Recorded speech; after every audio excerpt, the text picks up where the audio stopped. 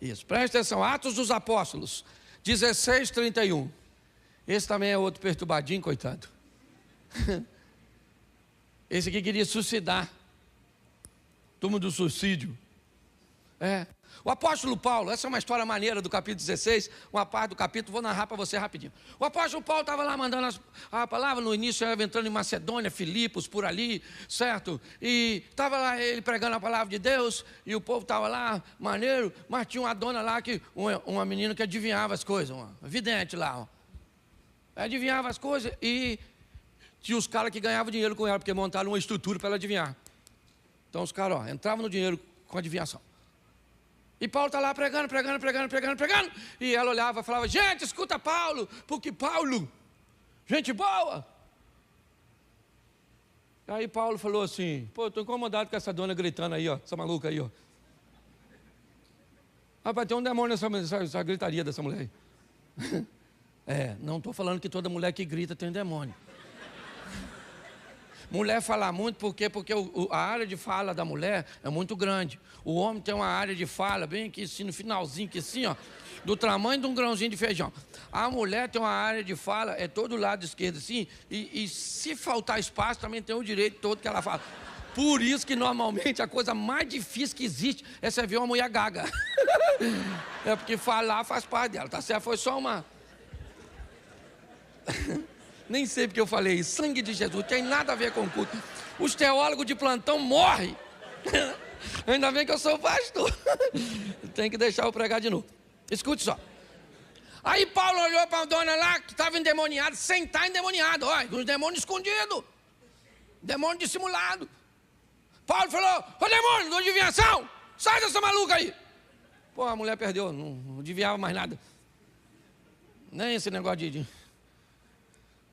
esses brinquedinhos de criança. Os caras falaram, manda prender esse miserável aí, rapaz, que secou a nossa fonte de renda. Aí prenderam o Paulo, todo mundo estava com muita raiva.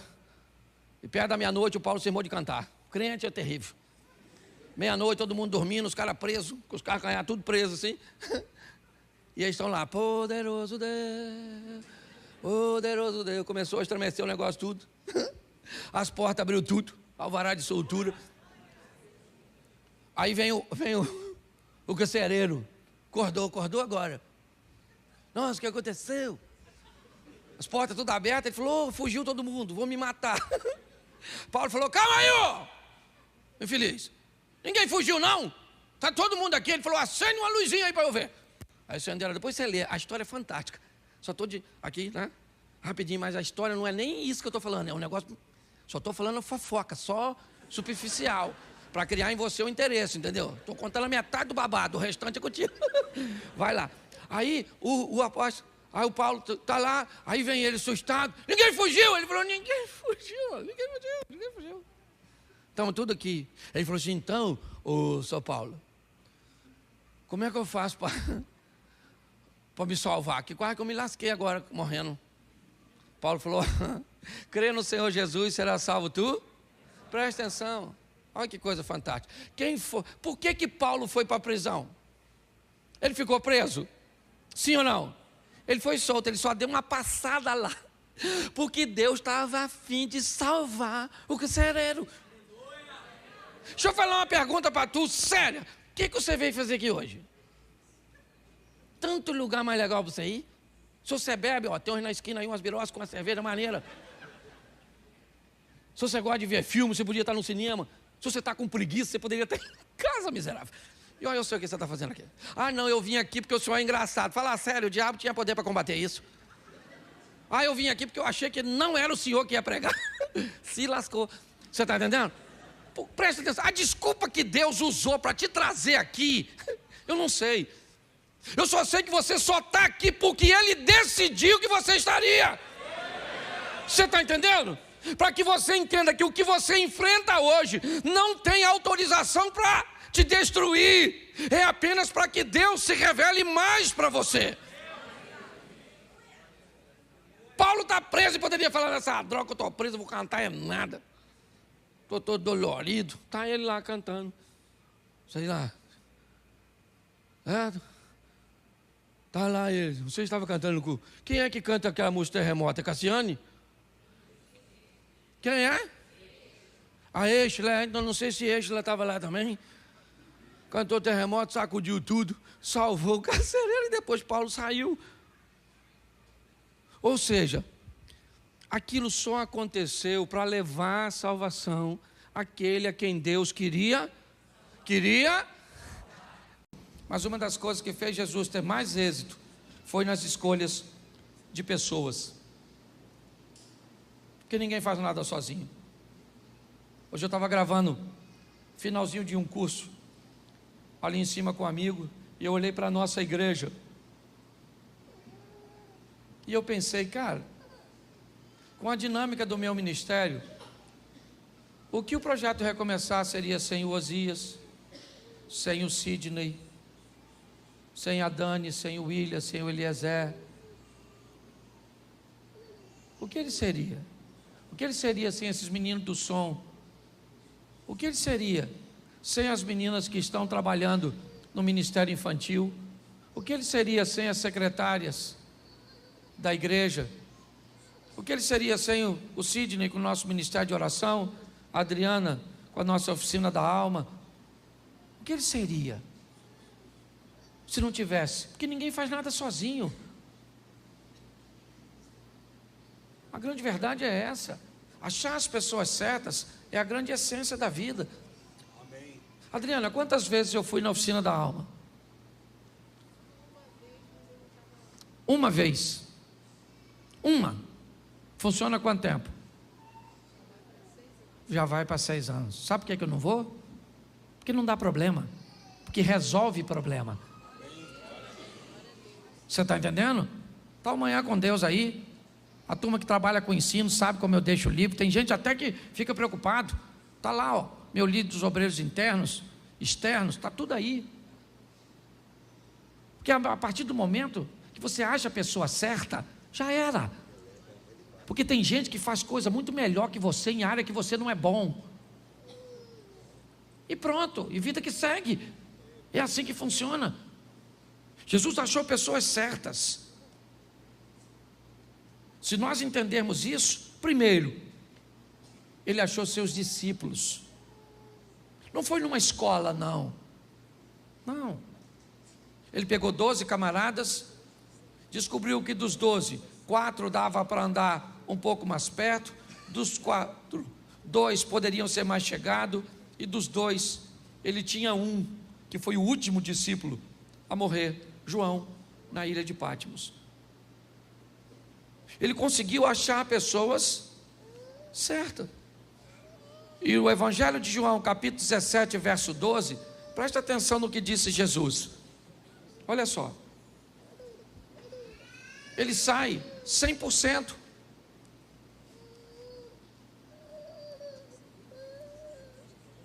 Ouviu o texto ou não? Vamos lá, 17, 12. João 17, 12. Se travou, me fala que eu leio. Travou? Isso, o computador, o inimigo, está furioso. João 17, 12.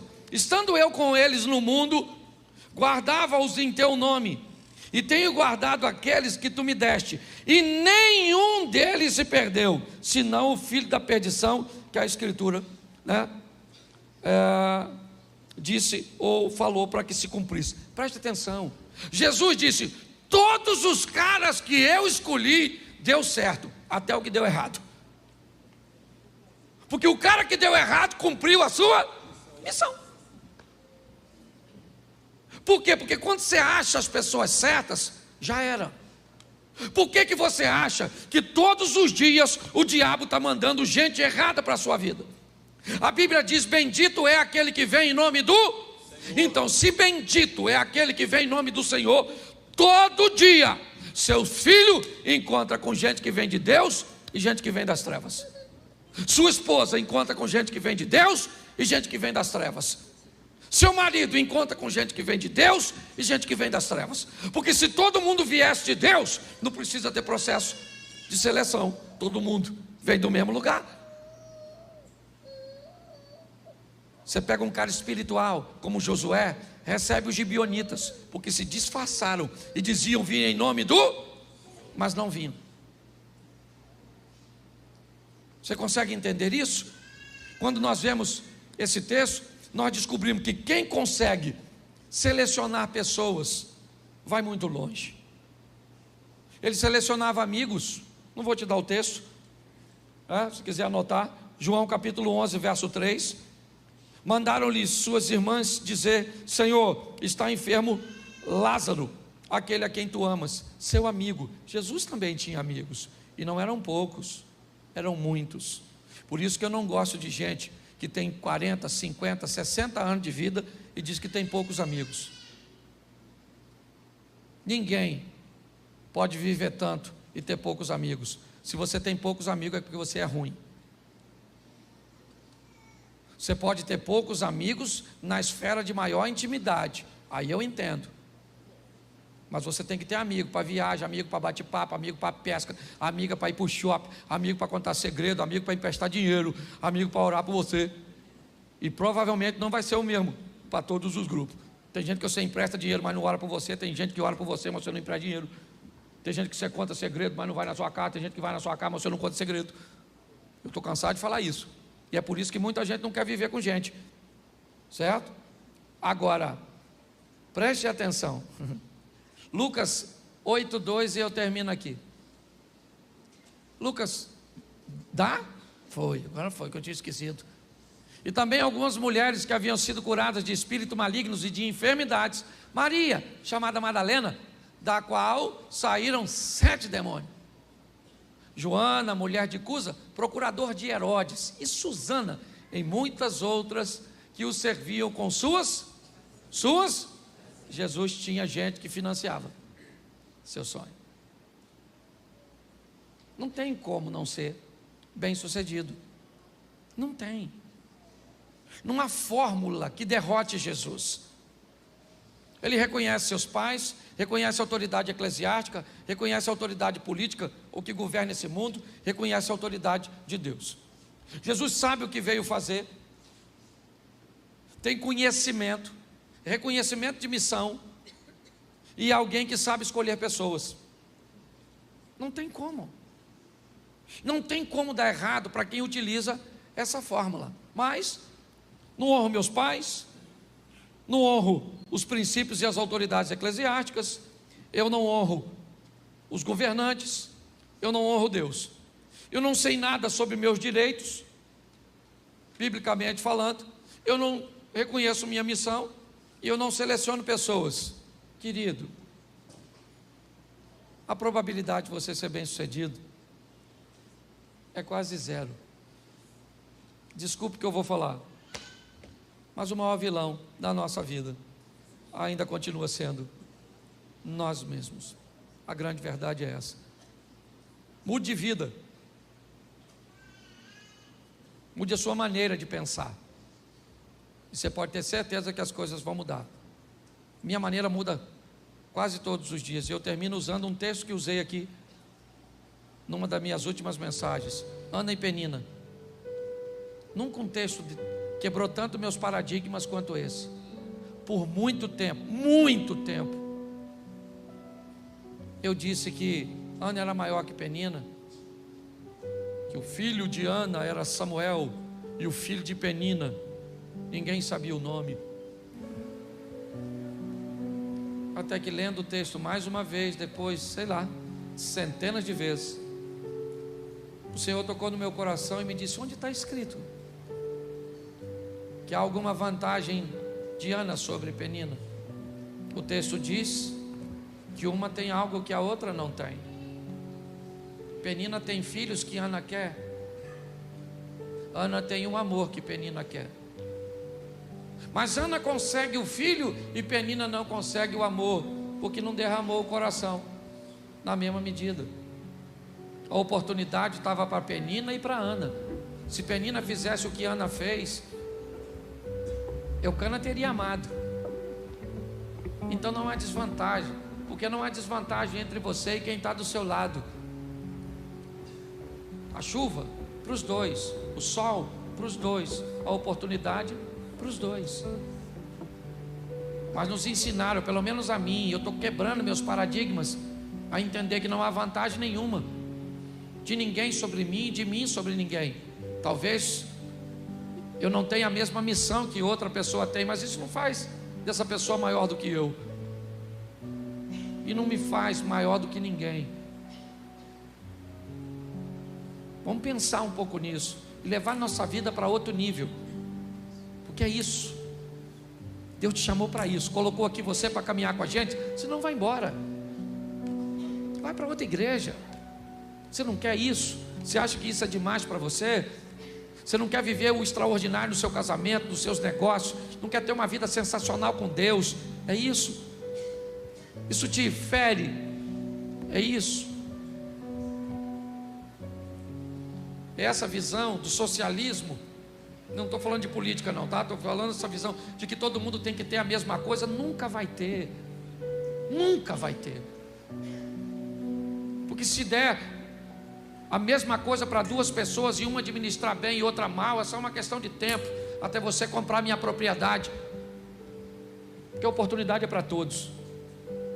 E Deus trouxe você aqui para dizer isso para você. Chegou o tempo de você viver uma vida extraordinária. Hoje eu quero falar sobre poderes. Eu preciso mostrar na igreja, foi algo que Deus colocou no meu coração. Por quê? Porque o mundo, ele é regido e governado por poderes. E esses poderes, eles estão distribuídos em 3 níveis principais: poderes espirituais, poderes emocionais e poderes materiais. O mais fácil de lidarmos com ele, com certeza, é o poder concreto, o poder da matéria. Esse nós temos muita facilidade. Quando nós passamos por poderes emocionais e espirituais, aliás, o espiritual e o material sempre foi muito bem encarado, principalmente pela igreja. Mas até hoje está assim de gente que tem muita dificuldade de lidar com problema emocional. Até hoje, membros de igreja, pessoas esclarecidas, têm dificuldade de procurar um psicólogo, um psicanalista e um psiquiatra, porque isso é coisa de doido. Ainda é um preconceito na cabeça de muita gente.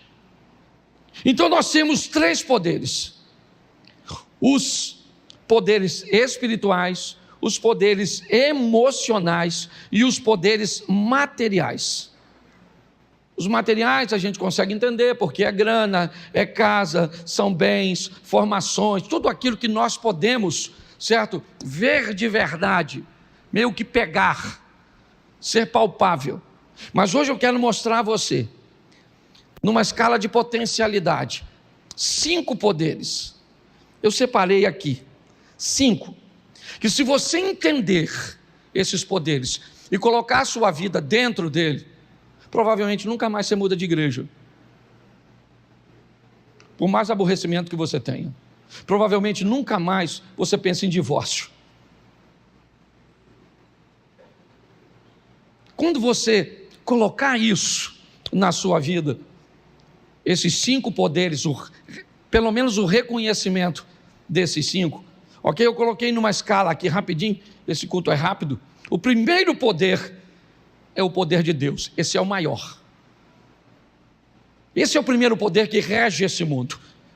Deus criou, Ele é dono de tudo, Ele pode todas as coisas. É assim que funciona. É o poder de Deus. Que poder é o poder de Deus? É o poder do bem sem mal. A Bíblia nos diz, coloca aí porque eu quero frisar isso, Tiago 1,13. Preste atenção nesse texto. Tiago capítulo 1, verso de número 13. Isso. Ninguém sendo tentado diga, de Deus sou, porque Deus não pode ser tentado pelo mal e a ninguém. Então, você consegue entender? O poder de Deus é o maior poder, Ele é o soberano, é o todo-poderoso, Ele pode fazer tudo e nele não há mal. Ele não pode ser tentado, Ele a ninguém tenta, tá certo? Esse é o poder, é o maior poder que rege este mundo, rege essa terra. Então que fique claro isso, tá certo? Se eu tivesse uma dica para dar a você, eu diria, cole em Deus. Cola nele. O segundo poder é o poder das trevas. É o poder, certo? É o poder do mal que pode oferecer um bem momentâneo. Eu preciso explicar que a estratégia de Satanás trabalhar desse poder, ele é um poder que pode trazer o mal vestido de bem. Ele pode trazer a desvantagem na roupagem de vantagem, o prejuízo vestido de lucro. Entendeu? A infelicidade fantasiada de felicidade. O poder das trevas. Os dois que eu estou citando ainda são subjetivos, é verdade, porque está no campo do poder espiritual. Lembra que eu falei espiritual, emocional e material? Então, preste atenção, você não vence Satanás sem Deus. Não existe ninguém mais poderoso que Satanás, a não ser Deus. As misericórdias do Senhor são a causa de não sermos consumidos. Sabe o que Jesus falou para Pedro? Pedro, Satanás me pediu autorização para mexer, para cirandar, para envolver, para atrapalhar a sua vida, e eu não autorizei. Quer mais? Satanás, disse Deus, tende visto meu servo Jó, íntegro, reto, que me teme e se desvia do mal? Sabe o que o Satanás disse para Deus? Também, ele te teme à toa, eu não posso tocar em nada dele, tudo que ele tem está protegido pelo Senhor. Dá para entender porque é melhor andar com Deus? Então não brinque com o poder das trevas. Terceiro poder, o poder do propósito e da fé. Você tem que ter fé em você, sim ou não? E fé em Deus. Fé em você, você vence tudo aquilo que pode. Fé em Deus, você vence os obstáculos que você não. Mas Ele é o Todo-Poderoso. É o terceiro poder em conexão com o primeiro. Glória a Deus. Ele rege a terra. O poder de Deus rege a terra. O poder de Satanás está por aqui e o poder da fé. O quarto poder é o poder da ação. Ação em se qualificar, ação em se relacionar e ação em trabalhar. Qualificação, relacionamento, trabalho. Peguei um exemplo fácil, simples, que eu usei aqui esses dias. José do Egito. Pensa num cara qualificado. Ele era qualificado. Procuraram uma qualificação em alguém para resolver um problema e não acharam. De repente aparece José. O faraó falou para o copeiro: cara, eu estou precisando de alguém que interprete meu sonho, e não tem ninguém qualificado.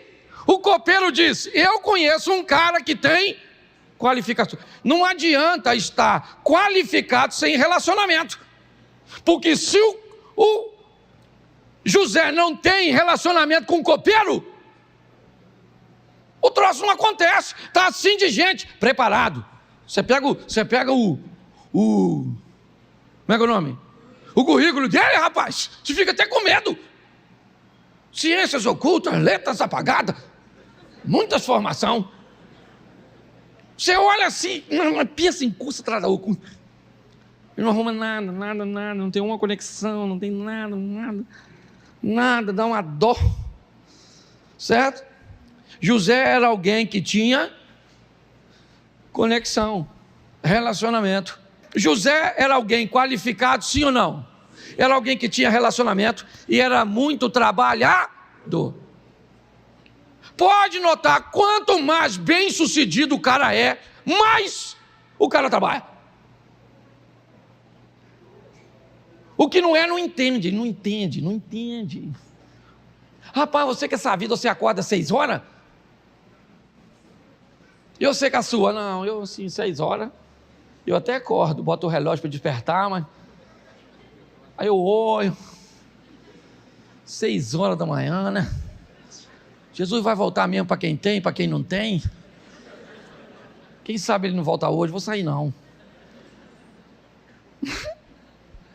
Sangue de Jesus tem poder, meu Deus do céu. Quinto poder. Suponhamos, isso aqui é terrível. Suponhamos que o cara tem o primeiro, Deus, deu uma pernada no segundo, que é as trevas. Se, estruturou no terceiro, que é propósito e poder. Foi para o quarto, qualificação, relacionamento mas o quinto poder, ele é fantástico. Ele é o poder da administração. Ele rege esse mundo. E preste atenção, esqueça a quantidade. O bom administrador, ele administra bem o recurso que tem.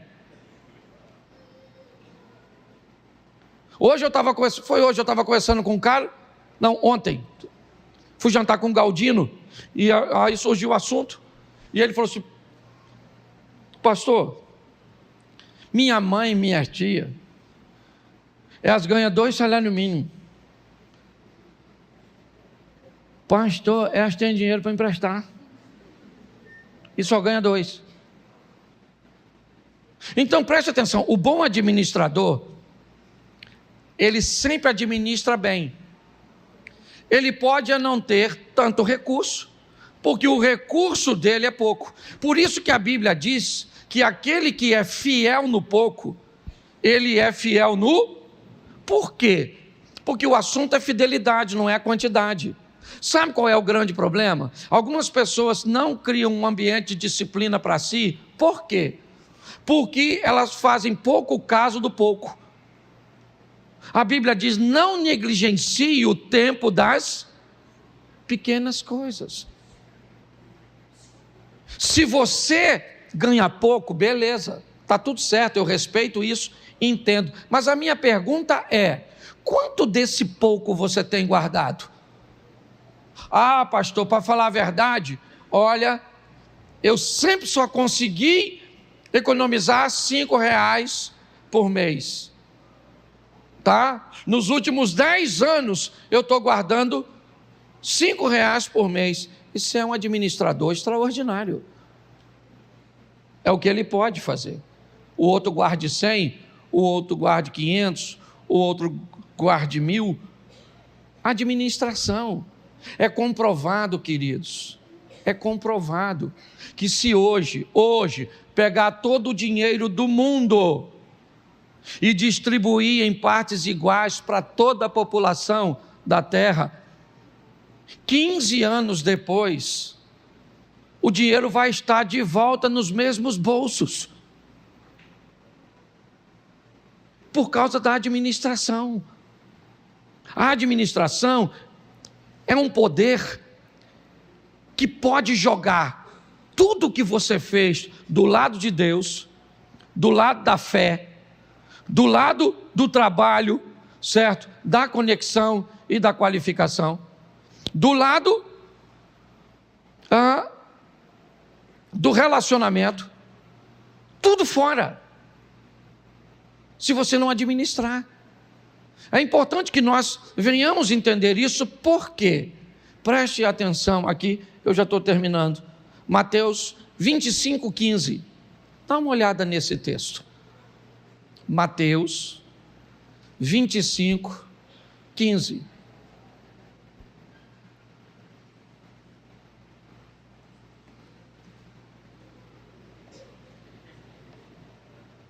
Mateus, a um deu o quê? A outro deu o quê? E ao outro? Segundo o quê? Segundo o quê?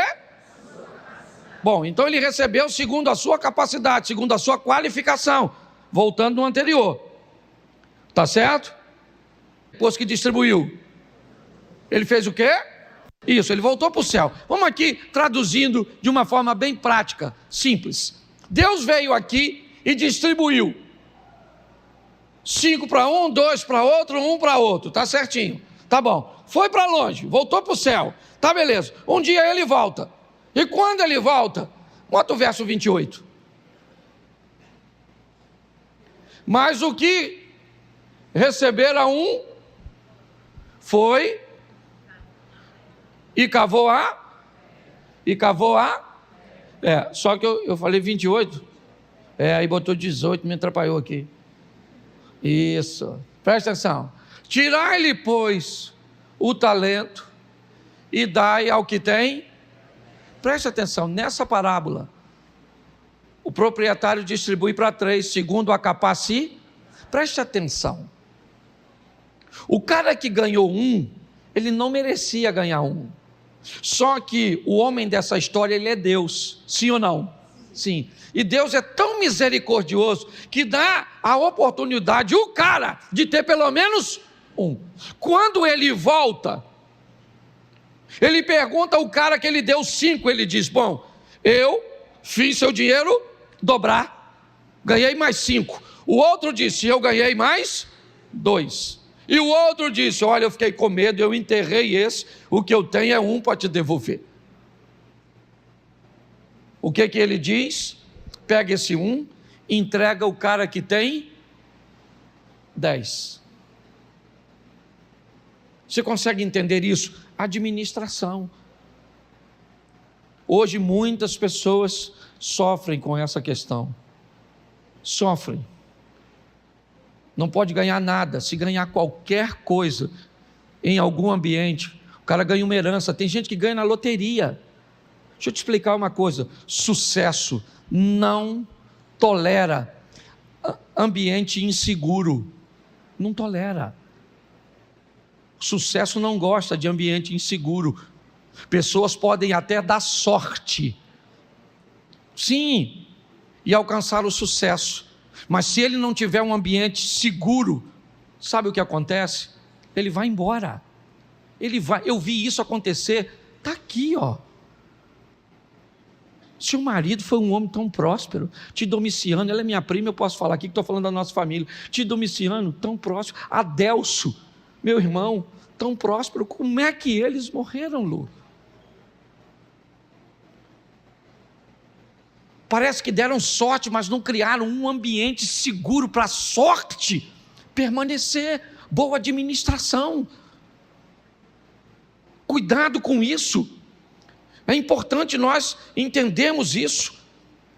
Então a fidelidade, sabe, e a boa administração é algo que nos expõe a entendermos que podemos estar do lado de Deus, podemos ter fé, podemos nos qualificar, trabalhar, ter conexão, certo?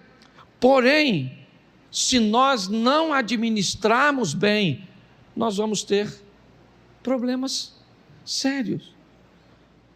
Minha proposta hoje aqui, com essa mensagem, é fazer você entender o quanto Deus quer te ver um vencedor, segundo a sua medida. E para isso eu termino botando Mateus 13, 18. Dá uma olhada nesse texto. Mateus 13, 18. 13, 8, perdão. 13, 8, volta para o 8. E outra caiu em boa, e aqui caiu em boa terra, ela deu, sim, 1 a 100, outro, e outro, presta atenção, a terra é boa. Mas se você observar, a produtividade é diferente. Uma semente, ela produz a 100. Outra produz 60. E outra produz a... Isso aqui está oferecendo um ambiente de escala muito importante. Muito importante. Porque o mais pobre, o menos produtivo, produziria 30. Esse cara aqui, se alguém tentar fazer ele, ou o cara do 30, a produzir 100, ele morre. porque não é para ele. A grande essência da vida é descobrir em que ambiente você está. Hoje, a teologia da prosperidade tentou levar todo mundo para o 100. A oposição da prosperidade é a miséria, onde você não pode ter nada, nem os 30. Nós precisamos entender, eu vou em muitos ambientes onde as pessoas fazem isso, ou tenta puxar o cara para o 30, ou tenta puxar o cara do 100. Aqui é o seguinte: se tu é do 100, não produza 99, produza 100. Se você é do 60, pode até acontecer um mês, em um momento, de você produzir 70, mas fique tranquilo, volte à normalidade, pois isso pode matar você ou te trazer insatisfação, se tornar um pão de dores. Para você que produz 60, se negue a produzir 59. Produza o melhor e faça o melhor que você puder. É assim que funciona. Aqui, pode produzir um mês, um momento, um ambiente sazonal, passageiro. Você vai a 50, beleza. Se você ficar lá, você morre. Porque você não foi chamado para produzir aquilo. Então, se sua vida é numa bicicleta, beleza. Se você achar que toda casa que tem um carro na garagem tem satisfação, prazer, alegria e plenitude, você está muito enganado. Qualquer ambiente que estiver fora, certo? Ele está descompensado. De fora ele pode até parecer bom, mas quem está dentro sabe que não é.